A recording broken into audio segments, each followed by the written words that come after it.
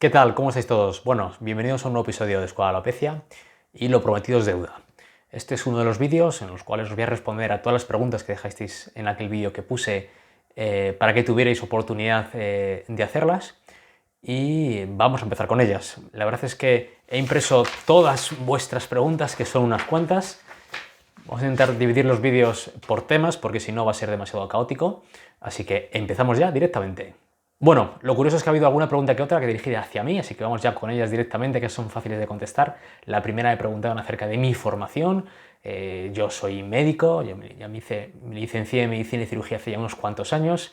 Después hice el MIR en España, MIR en Dermatología en el Hospital Ramón y Cajal de Madrid y posteriormente hice mi formación también en tricología. Soy médico, soy dermatólogo, que está especializado en tricología y también me dedico al trasplante capilar. Así que con esa formación, que me parece la más, vamos a decir, apropiada para dedicarse al mundo del pelo, y acompañado de mi tesis doctoral que está dedicada a la alopecia frontal fibrosante, en la cual coordiné el mayor estudio que se hizo en España multicéntrico acerca de estas pacientes, pues puedo decir que me siento tranquilo con este tema de la tricología. Me lo sé, vamos a decir, de cabo a rabo. Ha habido otra pregunta de un tal Oscar Campos que me pregunta si yo tengo alopecia melogenética. Pues sí, yo tengo alopecia melogenética.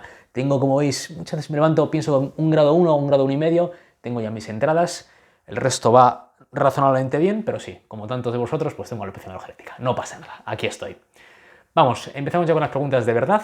La primera pregunta interesante la hace Alfredo García y pregunta acerca de cuánto tiempo hay que estar tomando dutasterida para alcanzar su efecto máximo.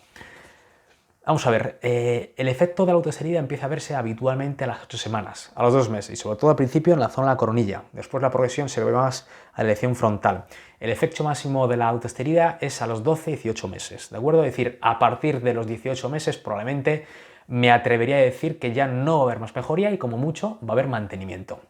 O empeoramiento progresivo muy poquito a poco en función del grado de alopecia, la severidad que tengamos de esa alopecia androgenética. Otra pregunta interesante que nos hace aquí nuestro amigo Jorge Ramírez es acerca de si una persona que tiene alopecia androgenética y no tiene controlada su caída, comienza con la medicación, sea finasterida o dutasterida y minoxidil, ¿en cuánto tiempo se puede considerar ya que tiene controlada la caída? Bueno, hay una confusión habitual con los términos de caída o pérdida de pelo y os voy a resumir ahora rápidamente lo que está ocurriendo.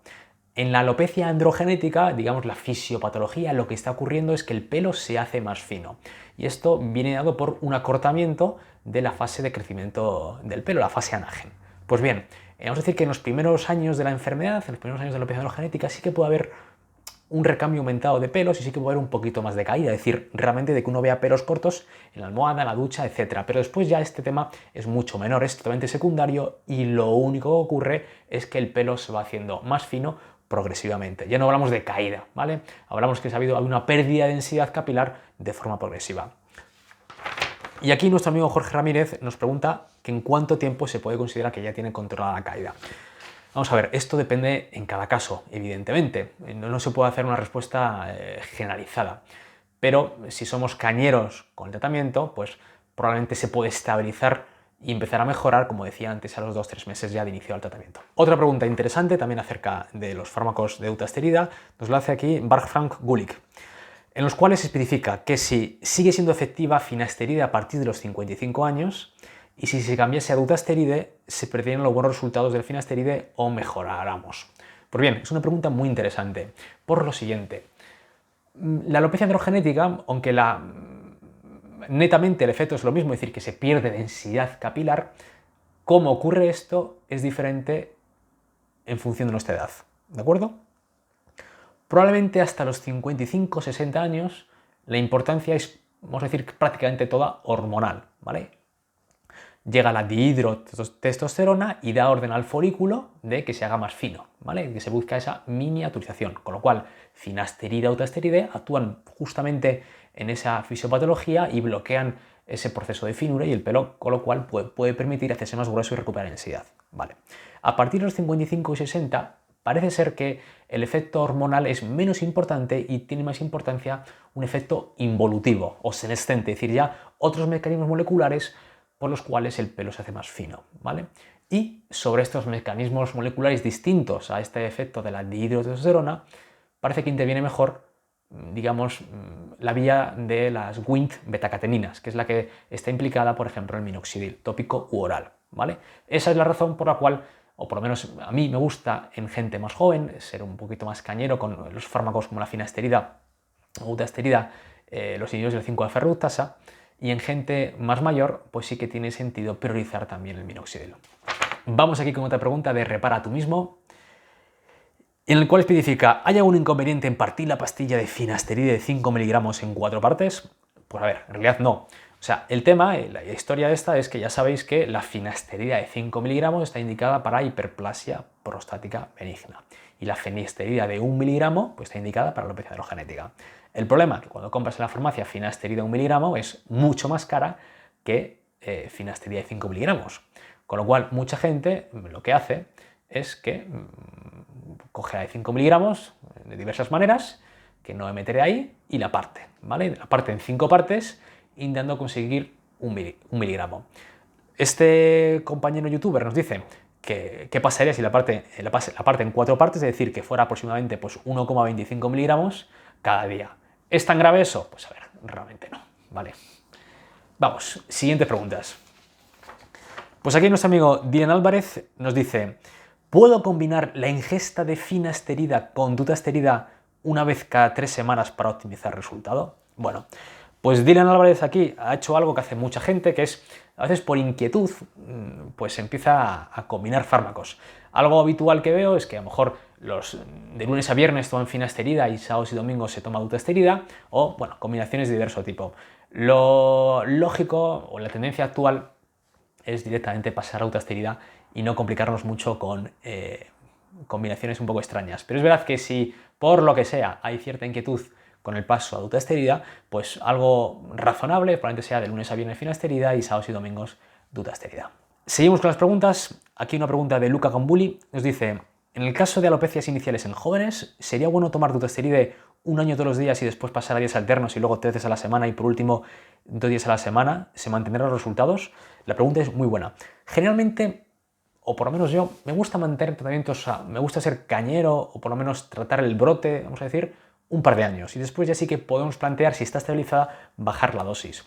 La vida media de la dutasterida es muy prolongada, con lo cual nos permite jugar bastante al respecto. Probablemente se mantienen niveles en sangre de dutasterida para que funcione tomando la pastilla una vez cada 72 horas. Y esto probablemente, quizá podemos permitirnos esto, pero una vez que tengamos totalmente estabilizada la alopecia, no cuando estamos mejorando todavía. Seguimos con las preguntas y hablamos ahora de José López Ramiro, que nos dice, ¿es recomendable tomar finasterida con 19 años y dutasterida? ¿Cuál es el proceso para pasar si estoy tomando finasterida o dutasterida? Bueno, son varias preguntas.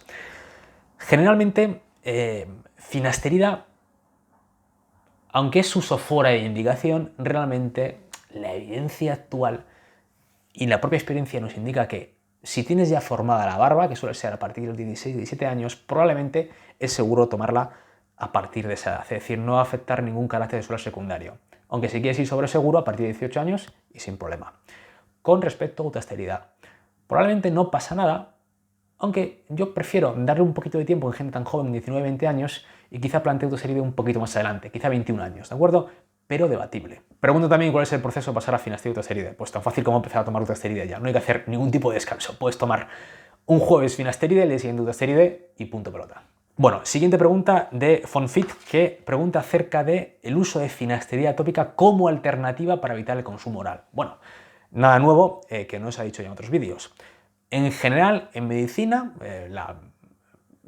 la eficacia depende de la cantidad de fármaco y la vía de acción. Con lo cual, siempre tratamiento sistémico, es decir, pastillas es lo más eficaz. Por debajo, tratamiento infiltrado, es decir, localizado en la zona. Y por tercero, tratamiento tópico. ¿Por qué el tercero es lo menos eficaz? Porque lo tópico le cuesta evidentemente mucho más penetrar en la piel, ¿vale? Con lo cual, ¿la finasterida tópica es una alternativa de la finasterida oral? Solamente en aquellos casos de alopecias muy leves. Seguimos con las preguntas de dutasterida y aquí nos pregunta Paco Caralo acerca de si la dutasterida puede reducir el vello corporal. Pues muy buena pregunta.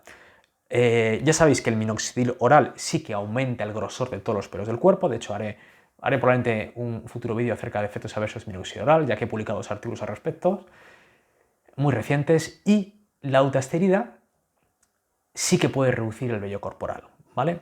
Es curioso esto, a veces algunos ginecólogos lo usan para tratar algunos hirsutismos y podría tener un efecto beneficioso bajando vello de características sexuales, vamos a decir, masculinas en zonas habitualmente masculinas. Me explico. En un hombre que toma dutasterida notará mejoría en su cuero cabelludo y probablemente, seguramente no note pérdida de pelo en otras partes del cuerpo. Pero una mujer va a notar mejoría en el cuero cabelludo, no tanto como un hombre. La dutasterida en las mujeres desafortunadamente no es tan eficaz para su protección genética, pero sí que va a notar que pelos, vamos a decir, más gruesos, con características maduras en zonas típicamente andrógeno dependientes, ¿de acuerdo? Por ejemplo, zona de la barba, pudieran disminuir con dutasterida. Seguimos con las preguntas, y aquí con las preguntas de, imagino que francés, Christian Gautreau, que nos dicen, según sus estudios y experiencia, ¿cuál de los siguientes medicamentos es más seguro a largo plazo para la salud? ¿Dutasterida o finasterida? Vamos a ver. Hay más experiencia con finasterida. De hecho, hay mucha experiencia a largo plazo de décadas con finasterida y realmente no se ha visto más problemas. Probablemente con dutasterida es similar. Hace años se intentó colocar a los inhibidores de la 5-alfa-reductasa, tanto la finasterida como la dutasterida, como quimioprofilaxis, es decir, como prevención primaria, es decir, como pastillas que se pudieran tomar para prevenir el cáncer de próstata. Sin embargo, se vio que tenían un efecto neutro sobre la mortalidad, ni la disminuían ni la aumentaban. Sí que, curiosamente, bajaban la incidencia, bajaban el riesgo de aparición de cáncer de próstata, pero solamente subtipos, vamos a decir, más benignos, mientras que curiosamente aumentaban el riesgo de aparición de cáncer de próstata de mayor riesgo. Y esto se mostraba estadísticamente como un efecto neutro sobre la mortalidad. No cambiaban nada tomarlas que no tomarlas. Esto ya hablaré en otro vídeo, ¿de acuerdo? Porque es un tema un pelín más complejo explicar ahora, pero al final se asumió que había un sesgo muy importante, ¿vale? Al tomar las pastillas se reducía la próstata, con lo cual era más fácil pinchar y encontrar cánceres, ¿vale? Esto por lo cual se asoció que se encontraba mayor riesgo de cánceres un poquito más peligrosos. En casos muy seleccionados, sobre todo en gente negra con antecedentes familiares de cáncer de próstata, algunos oncólogos preconizan el uso de finasterida o dutasterida para prevenir el cáncer de próstata, pero esto no se utiliza en la población general y es un uso fuera de indicación. A nivel operativo, os debo decir que finasterida en principio se utiliza durante décadas y no hay mayor problema, ¿de acuerdo? Dutasterida hay menos experiencia, pero la evidencia actual también indica que no debería haber ningún problema en esencia. Seguimos con las preguntas y aquí nos hace Emilio Barranco Álvarez una pregunta muy interesante acerca del síndrome post-finasterida. No voy a contestarla ahora porque para esto necesito un vídeo en concreto, pero descuidad que sí que hablaré del síndrome post-finasterida. Muy brevemente os diré los siguientes conceptos. El primero, ya sabéis que las 5-alfa-reductasas lo que hace es que transforma la testosterona en dihidrotestosterona, ¿de acuerdo? Y la finasterida y dutasterida bloquean esas isoenzimas. Lo que pasa es que finasterida bloquea una y dutasterida bloquea dos. Hay más isotipos, ¿vale? De hecho, hay un isotipo tipo 3 que está en el cerebro, ¿vale? Pero curiosamente, ni la finasterida ni la dutasterida son capaces de atravesar la barrera hematoencefálica, ¿de acuerdo? Con lo cual no llegan al cerebro. Hay cierta teoría con respecto a neurotransmisores y diversas moléculas que podrían estar influenciando depresión, suicidio o ansiedad en esos pacientes. Ha habido un estudio muy reciente que curiosamente habla de muchos sesgos con finasterida, porque con dutasterida no se asocia estos riesgos, y es algo interesante que os hablaré en el futuro, insisto, ¿vale? Pero vamos, debéis estar bastante tranquilos, es el mensaje que quiero transmitiros. Seguimos con las preguntas, hablamos ahora con Licorn Miss, que nos hace aquí una pregunta muy larga acerca de efectos adversos con finasterida. Y nos dice que sí, al bajar la dosis desaparecen, al tomar dutasterida oral pudieran volver a aparecer. Vamos a ver. Me encuentro muchas veces esta situación en la consulta. Y a veces hay que probar, tal cual, ¿vale? Porque aunque aparentemente dutasterida tiene mayor eficacia que la finasterida, de hecho tiene un 60% más eficacia que la finasterida, no siempre significa que tenga más efectos adversos. Con lo cual, muchas veces lo que se puede hacer es empezar poquito a poco con las dosis y ver si aparecen efectos adversos, pues se retira, pero generalmente mi experiencia es que con dosis progresivas, el paciente no tiene ningún problema, se mantiene y desaparecen cualquier tipo de problemas que pueda haber habido con otra medicación.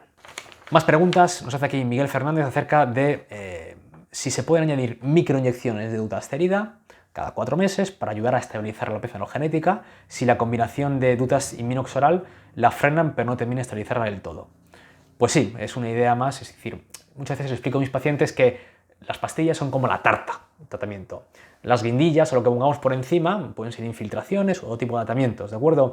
Y a veces pueden ayudar a desencadenar, digamos, a mover la balanza para conseguir esa mejoría, ¿no? Es algo razonable y se puede plantear.